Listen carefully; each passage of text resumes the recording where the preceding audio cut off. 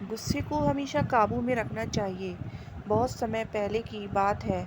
एक गांव में एक लड़का रहता था। वह बहुत ही गुस्सैल था। छोटी छोटी बात पर अपना आपा खो देता था और लोगों को भला बुरा कह देता। उसकी इस आदत से परेशान होकर एक दिन उसके पिता ने उसे कीलों से भरा हुआ एक थैला दिया और कहा कि अब जब भी तुम्हें गुस्सा आए तो तुम इस थैले से एक कील निकालना और बाड़े में ठोक देना।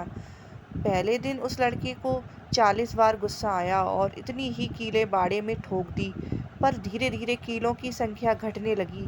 उसे लगने लगा कि कीलें कीलें ठोकने में इतनी मेहनत करने से अच्छा है कि अपने क्रोध पर काबू किया जाए। और अगले कुछ हफ्तों में उसने अपने गुस्से पर बहुत हद तक काबू करना सीख लिया।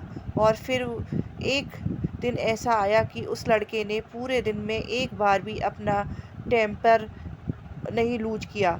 जब उसने अपने पिता को ये बात बताई तो उन्होंने फिर उसे एक काम दे दिया।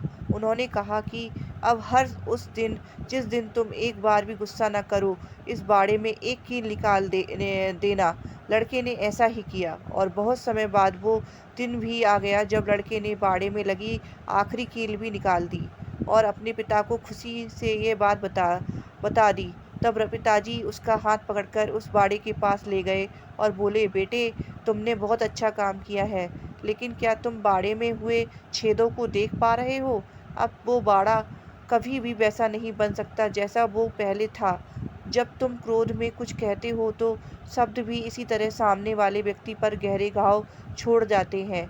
इसलिए अपनी अपनी गलती पर गुस्सा नहीं करना चाहिए, उसे समझना चाहिए। लूज़ करने पे सोचिए आप